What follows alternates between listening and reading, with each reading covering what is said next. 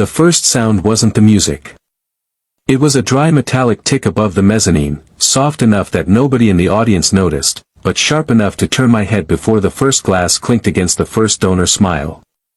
I was standing near the side aisle of the old Marlowe Theater, half invited, half borrowed, there to take a quick unofficial look at a few rigging notes somebody had sent me that afternoon. The place had been polished for the preview, restored gold trim, velvet seats, soft amber wash over the stage, a string quartet playing under a speech about the future of arts education in Seattle. Money in every row. Cameras near the back. Board members clustered like they already owned the building. Then I looked up. The suspended lighting grid over the mezzanine had a drift to it. Not much. Less than an inch on the left side. Most people wouldn't catch it. But load doesn't lie, and steel doesn't shrug. One line had gone too tight, another too slack. The frame wasn't settling. It was walking. I moved before I had the full thought. A house tech in black stepped past me with a headset on, already glancing toward the catwalk. I caught his arm just long enough to say, "Don't announce anything. Clear the left mezzanine first." Quietly. He blinked at me. "Who are you?" "The only person telling you what's about to happen before it happens." That got his attention. I took the service stairs 2 at a time and hit the rail at the fly floor already counting. 1, 2, 3 lines carrying too much. 1 arbor riding wrong. Somebody downstairs was still running cues like the room wasn't 30 seconds from turning into a headline. When I reached the locking rail, I saw it. Not a snapped part. Not ordinary wear. A bad load balance forced into place and left there, just hidden enough to wait for a live room and a full house. Below me, on stage, Celeste Warren had just stepped into the light. Even before I knew her name, I knew exactly who she was.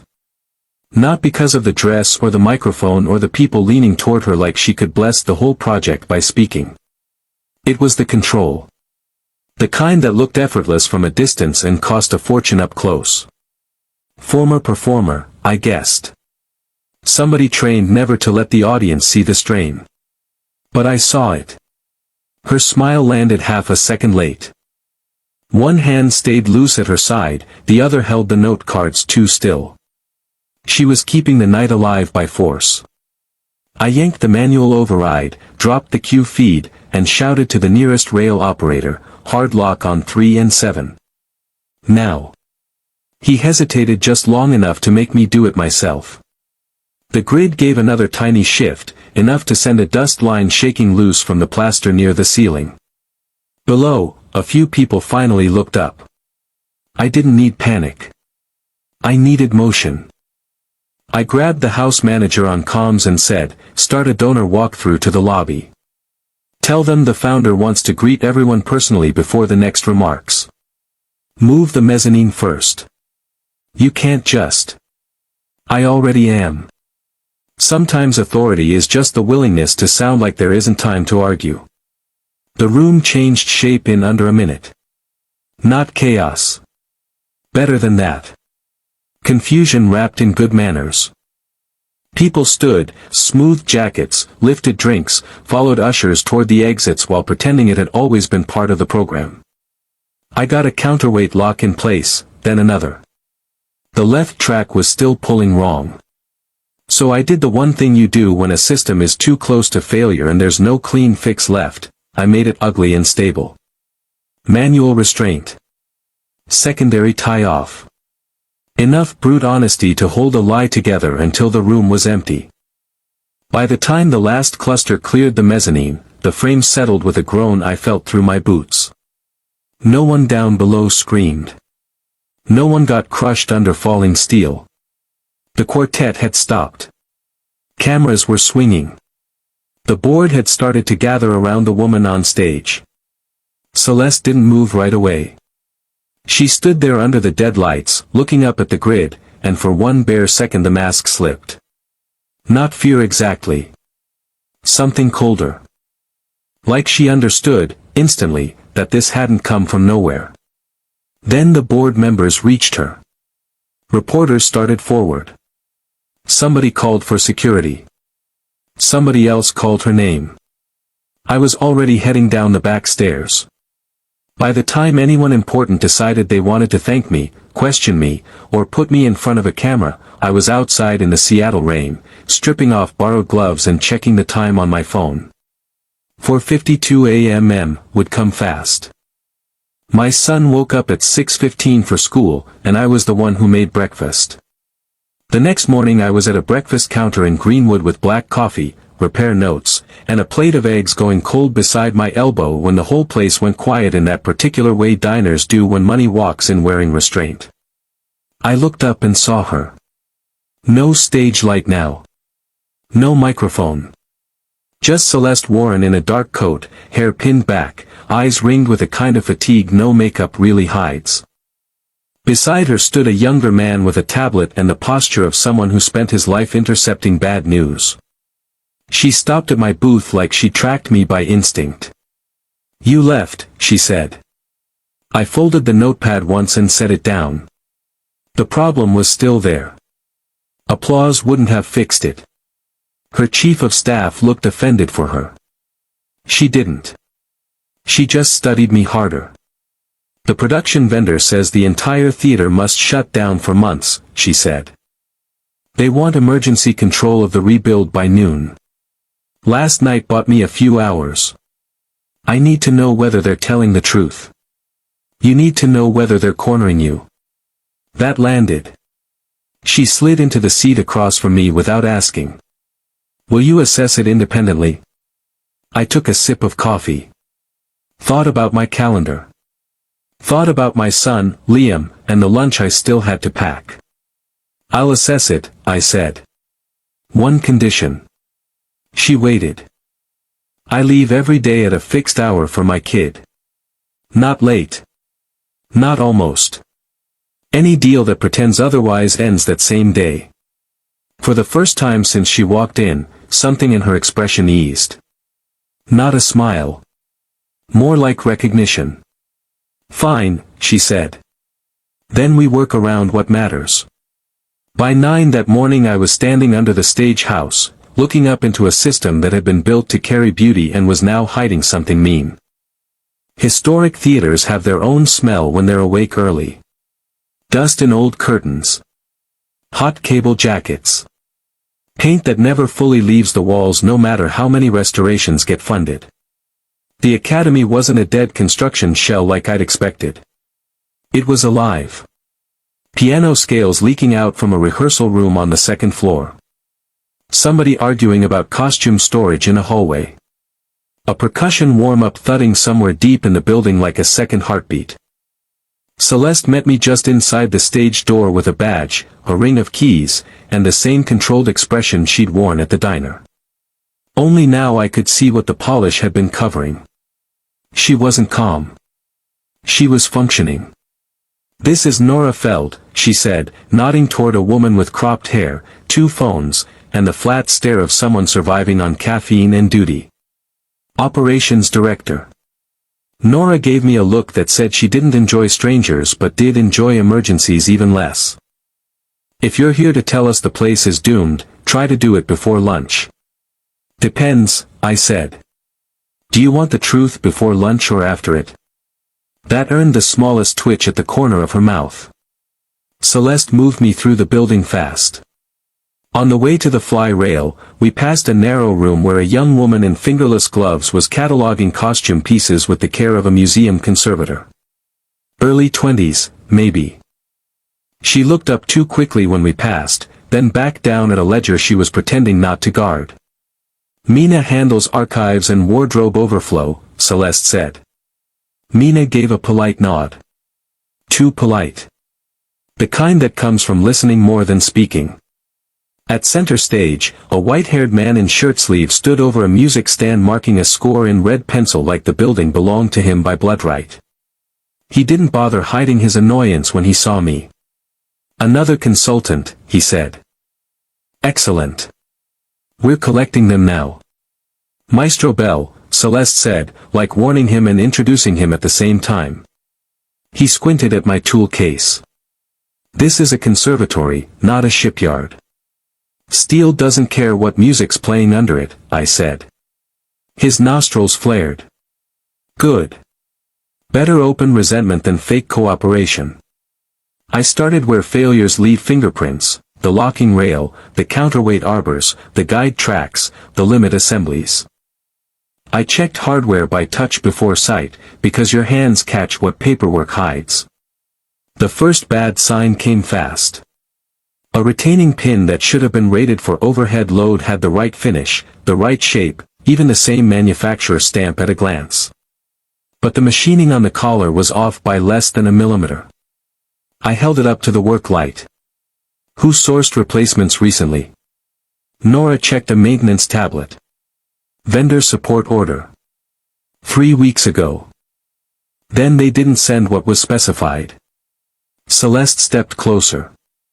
Can that happen by mistake? One part, maybe.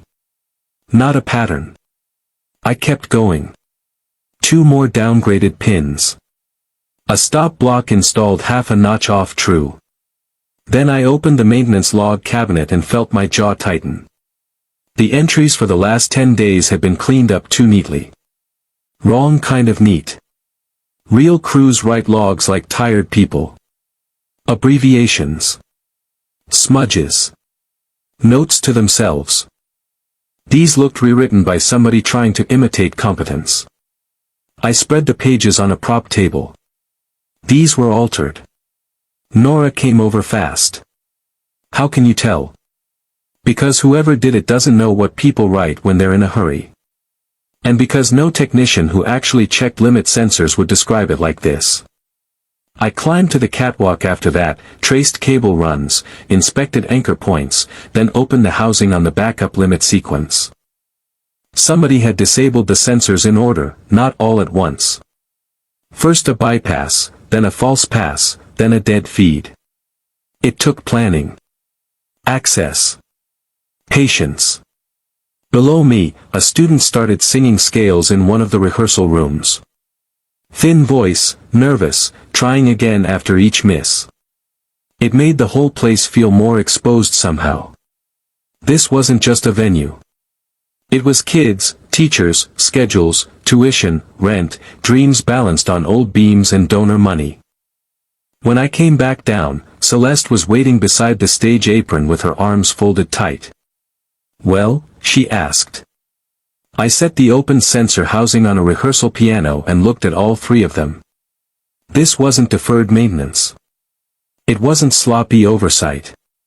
Somebody substituted downgraded parts, altered logs, and disabled backups in a sequence that required access. Last night wasn't an accident. It was sabotage dressed up to look like technical failure. Silence has weight in a theater. It settled over the stage and stayed there. Nora exhaled first, slow and angry. Maestro Bell stopped pretending not to listen. Even Mina, down the hall, had gone still. Celeste didn't flinch. That was the first thing about her I really respected. She just asked, "What do you need?" Everything. Full access, no filtered reports, no private side conversations where people decide what I'm allowed to know. And from now on, nobody touches this system without me or a union witness present. You have it, she said immediately. No speech. No power play. Just the answer that mattered. I studied her a second longer. Most people with money mistake control for competence. She didn't. She knew when to hand over ground if it kept the structure standing. All right, I said.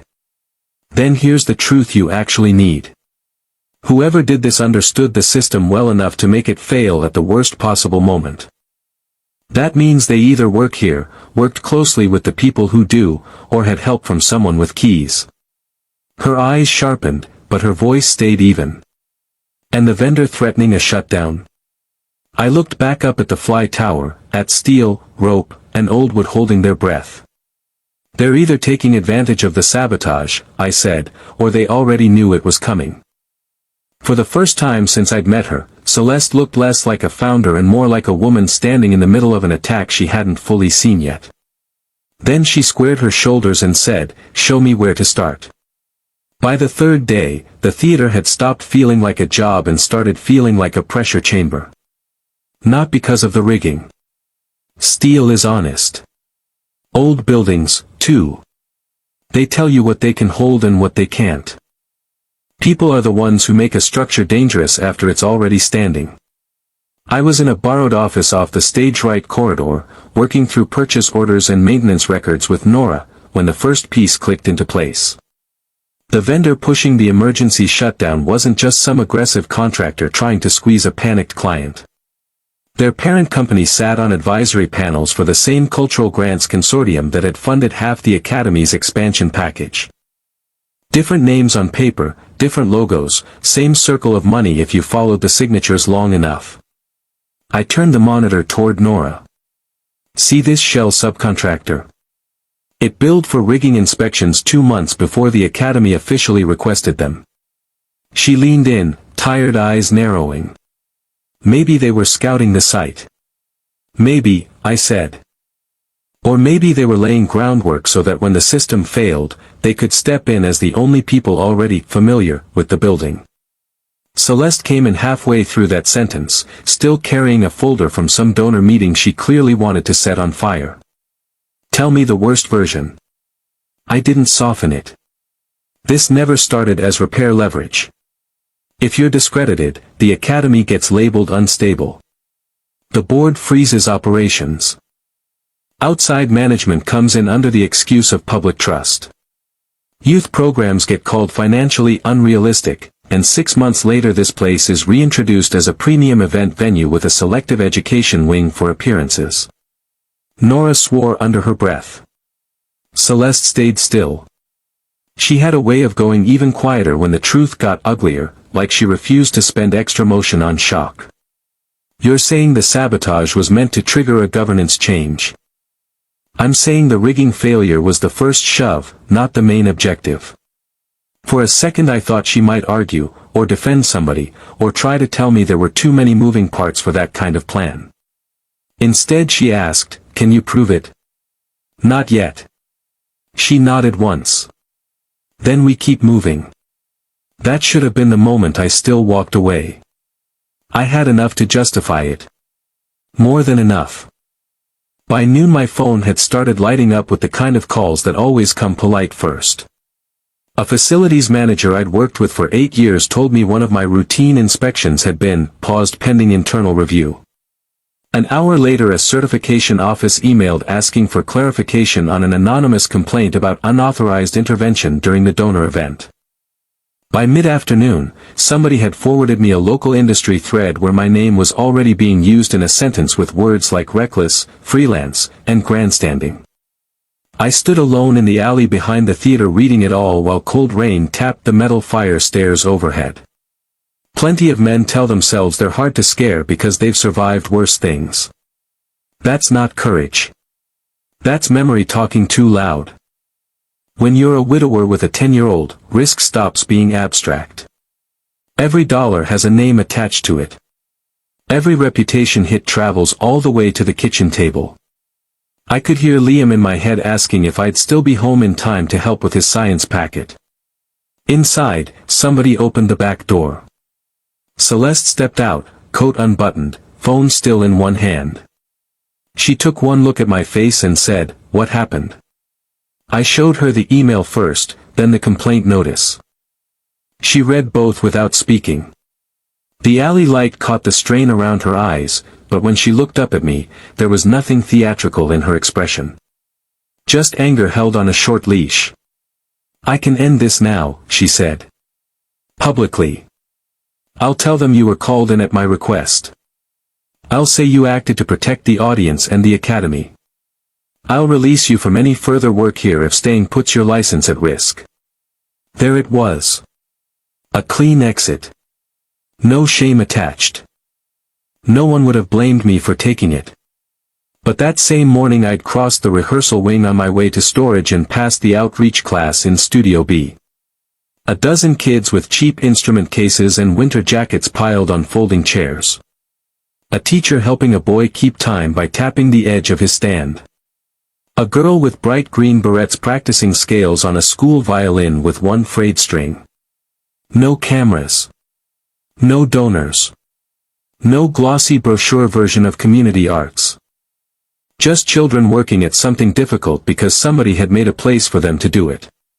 And Celeste had been there before I noticed her, kneeling beside one of the students, fixing sheet music with transparent tape like it was the most important task in the building. Not for show. Not because anyone influential was watching. Because the class needed it. I looked at her now and said, if I walk because somebody rattled a few doors, then they learn the tactic works. That isn't noble, she said. It's expensive. I know. Her mouth tightened, almost like she wanted to say something personal and thought better of it. You have a son. And you have a building full of kids people are trying to carve up while calling it stewardship. That landed harder than I meant it to. Or maybe exactly as hard as it needed to. For a moment we just stood there with the rain smell, the metal stairs, the city noise muffled behind brick. Then she slipped the complaint notice back into my hand. I won't ask you again, she said quietly. If you need to leave, leave because it's your choice. Not because I held the door open. I folded the paper once, shoved it into my jacket pocket, and headed back inside. She fell into step beside me without another word. By the time we re-entered the corridor, the academy was loud again, piano scales from upstairs, stage crew arguing over cable runs, a burst of laughter from somewhere near the costume archive. Life continuing in a building that was being squeezed from both sides. I looked at the catwalk plans tucked under my arm and said, first thing tomorrow, I want access key records, vendor invoice trails, and everyone who touched those maintenance logs in the last 30 days. Celeste gave a short nod. Done. Nobody tells the board what we know yet. Agreed. We reached the stage door, and she stopped me just before I pushed through. For what it's worth, she said, most people in my world only stay when there's something to gain. I met her eyes. Then maybe your world's built wrong. I found out about Liam's showcase from a paper flyer folded in half inside his backpack. It was wedged between a math worksheet and a permission slip, printed on cheap blue stock with the Academy logo in the corner and a title across the top, Community Strings Outreach Evening, Rescheduled Student Showcase, Thursday, 6:30 p.m. I stood in our kitchen reading it twice while the toaster clicked behind me. Liam looked up from the table, still in pajama pants, spoon halfway to his mouth. You forgot that was there, didn't you? I didn't know it was there, I said. He gave me the kind of look only 10-year-olds can manage, the one that says adults are disappointing in very specific ways. Ms. Alvarez handed them out last week. I read the instructor line again. Outreach program hosted in partnership with Warren Academy for Performing Arts. For a second, the room went strangely quiet. Liam's mom had taught beginner piano workshops there before she got sick. Not full-time. A few afternoons a week, back when we still thought exhaustion was just exhaustion and not the beginning of the thing that took her from us. I hadn't stepped into that wing of the city in years unless work forced me there. I definitely hadn't planned on my son ending up tied to the same place by accident. You still doing it? I asked. Liam shrugged like it wasn't important, which meant it was. I'm only on one piece. One piece counts. He nodded, but his eyes searched my face for something I hoped I wasn't showing. At the theater an hour later, I was halfway through reviewing access logs when Celeste came into the office holding a duplicate of the same blue flyer. I was going to ask why Outreach had shifted venues again, she said. Then I saw the parent contact name. I kept my attention on the laptop. Seattle's a small city. That isn't what this is.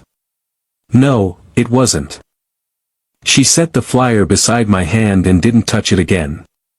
Your wife taught here. Years ago. And Liam's performing. He's playing in the beginner strings group. That's the whole story. Celeste studied me the way she did when she thought the silence around something mattered more than the words. But she didn't push. That was becoming her best quality. Before either of us could say more, Nora came in fast enough to rattle the doorframe. "You need to see this now."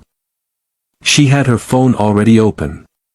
A video was spreading online, clipped from donor footage the night of the rigging incident. But it wasn't the real sequence.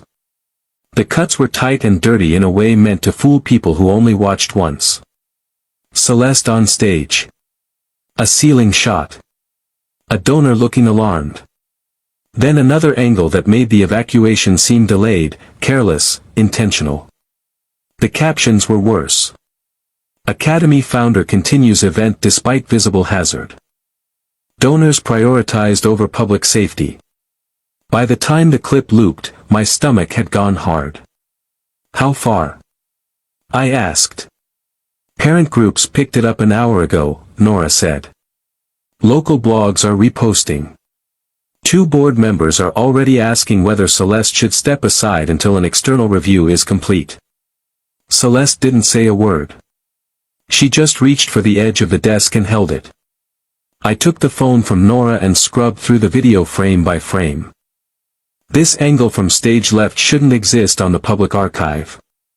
"It doesn't," Nora said.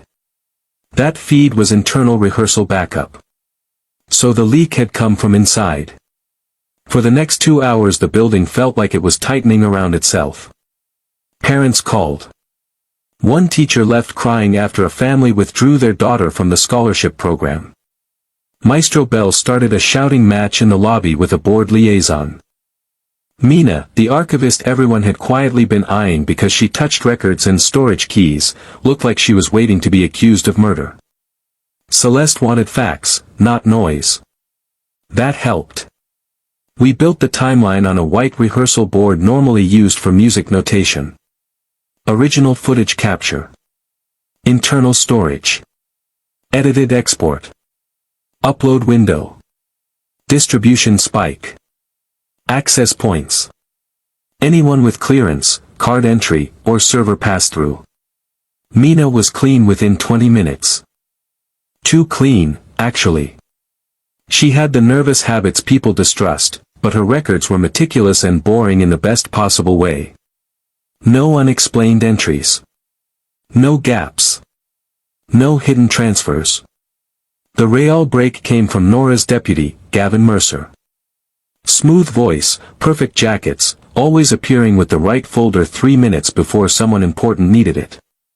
I'd barely noticed him because men like that train themselves to feel administrative. Harmless. Replaceable. But his access history was wrong. He'd entered the media office twice after midnight on the night of the donor preview, using a temporary facilities override that should have expired at 10. Then again the next morning, just long enough to pull archived footage. I turned the screen toward Celeste.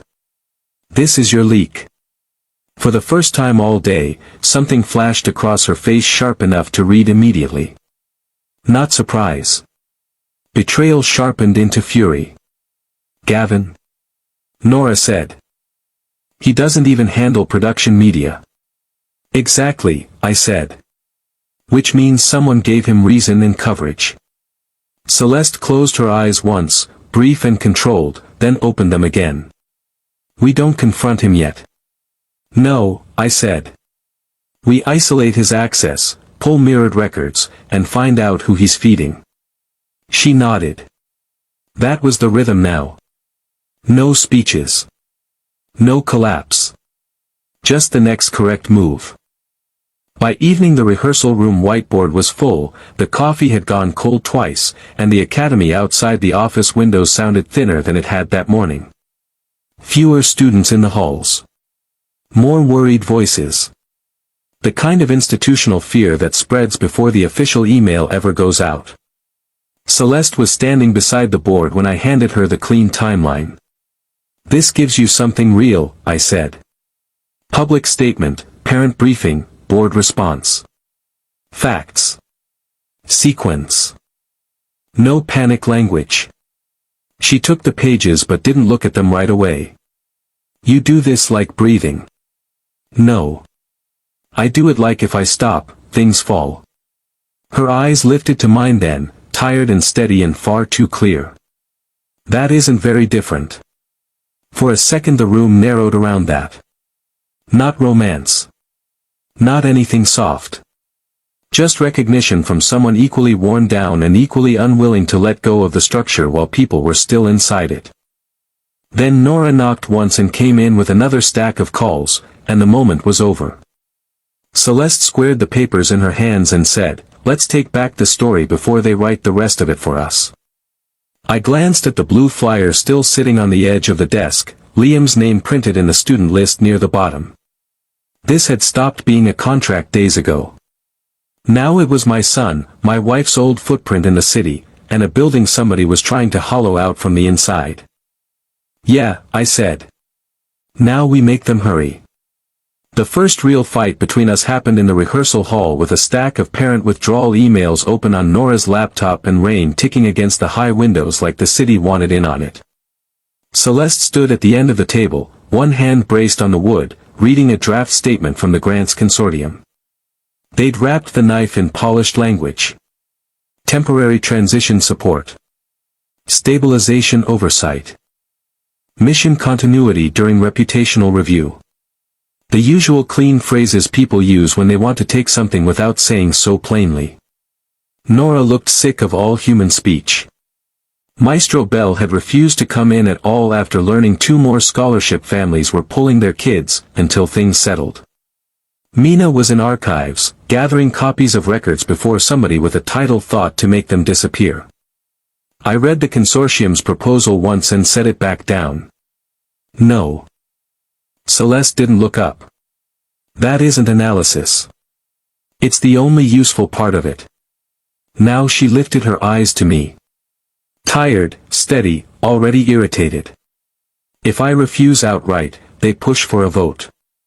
If I step aside voluntarily, I may still keep the academy open long enough to protect the students. You won't be protecting them, I said. You'll be handing them over. Her jaw tightened. That's easy for you to say when this place isn't your payroll, your faculty, your liability, your donors, your insurance, your... My son is performing here next week. The room went still. I hadn't meant to raise my voice. But there it was between us now, blunt and impossible to soften. Celeste drew a careful breath. And because of that, I'm trying to stop this from turning into a full closure. No, I said.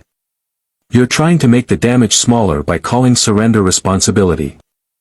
Nora glanced between us like she wanted to dive through a wall instead. Celeste straightened slowly.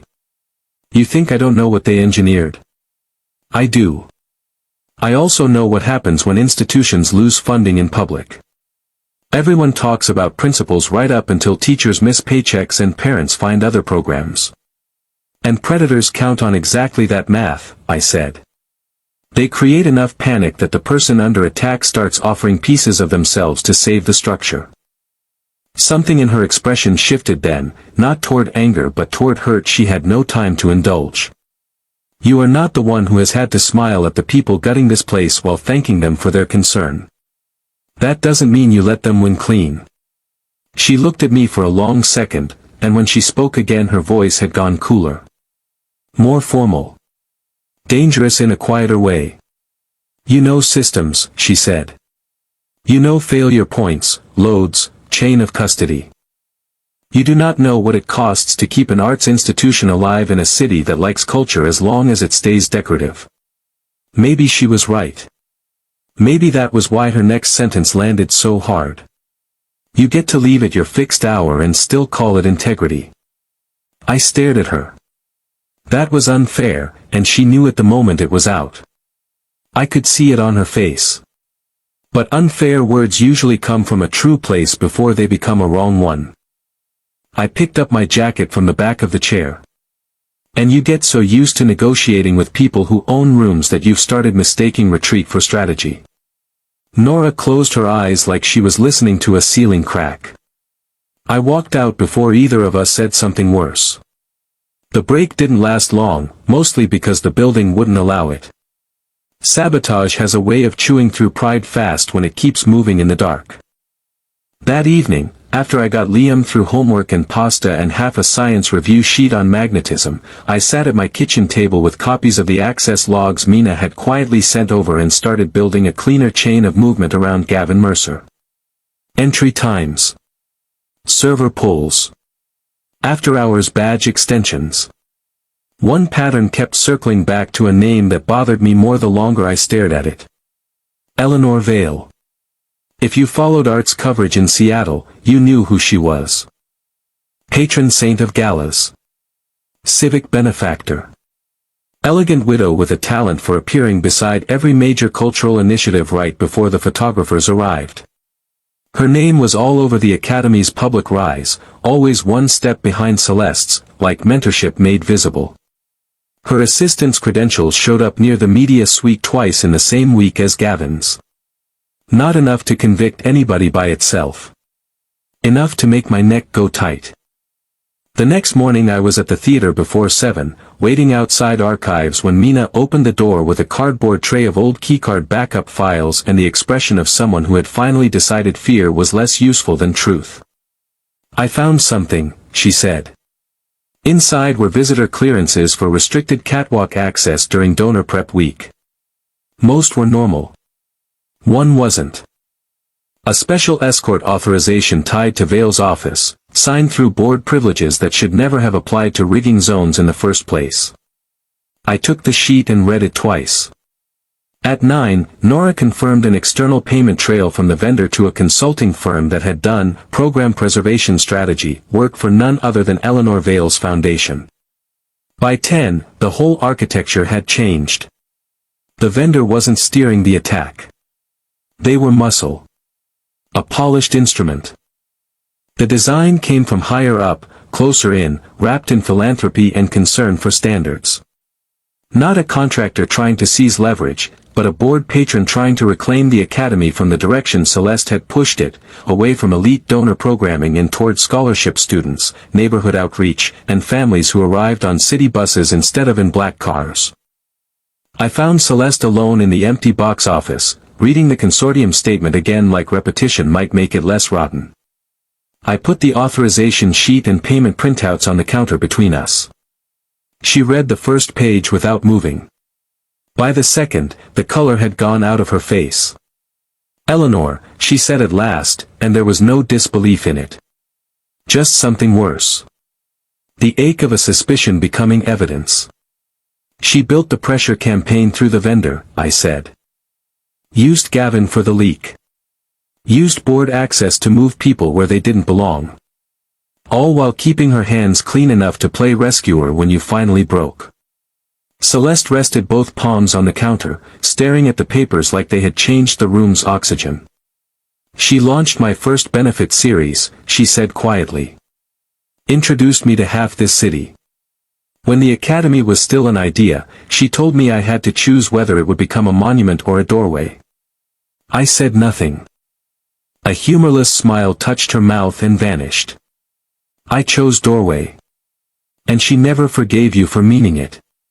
That made her look up. For a second the fight from yesterday was still there between us. The sharp words. The wrong pressure points. But behind it was something clearer now. We weren't arguing about whether there was a threat. We were standing in it together, finally looking at its real face. Celeste gathered the papers into a neat stack, though her fingers shook once before they stilled. All right, she said. No compromise. I held her gaze. Good. No, she said, and now there was iron back in her voice. Not good. Necessary. That was closer to the woman I'd first seen on stage under failing steel, cracking, maybe, but never actually broken. Outside the box office, I could hear students arriving for afternoon classes, instrument cases bumping doorframes, teachers calling names, life continuing without permission. Celeste tucked the evidence under her arm and stepped toward the hall.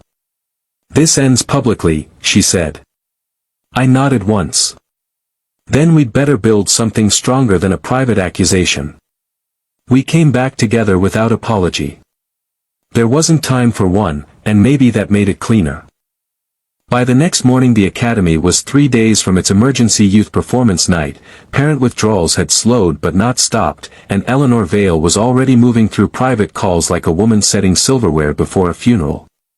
Celeste found me in the rehearsal hall with 3 union supervisors, 2 independent inspectors, and a folding table covered in binders. She looked from the men to the paperwork to the portable load testing equipment being wheeled in and said, "What is all this?" "The only version of the truth they can't talk over," I said. I handed her the top invoice sheet first. Certified Forensic Rigging Review. Independent Load Analysis. Access Control Audit.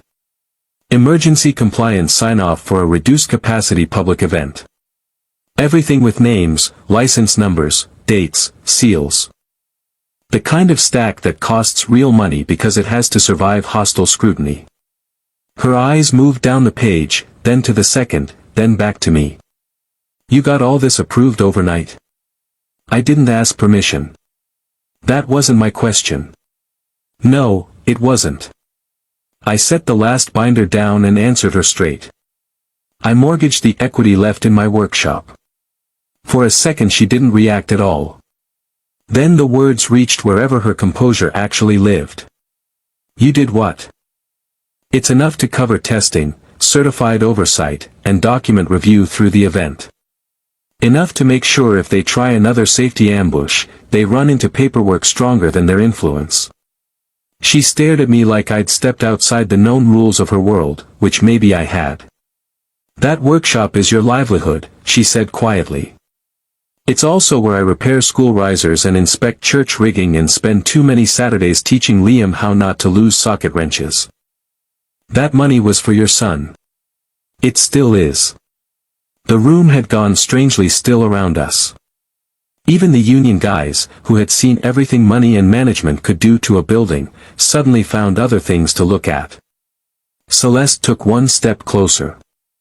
"You should have told me. So you could stop me." Her mouth tightened because we both knew the answer. The truth was simple. If we waited for perfect strategy, Vale would close every lane we still had. She had board cover, money, language, and the polished patience of people who never expect to be denied. What she didn't have was enough control over the physical event if I could lock it down first. So that became the plan. The Academy's youth performance night would go forward, but not in the main theater. Too exposed, too easy to sabotage with one complaint and a dramatic evacuation. We stripped it down and moved it to the rehearsal hall, lower capacity, simpler rig, direct exits, clean compliance path, nothing overhead that hadn't been independently cleared that same day. Parents would still come. Press would still come, because scandal draws cameras faster than art. And while the event held their attention, we'd be ready. Nora built the internal map with military precision. Mina preserved access records and mirrored archives off-site.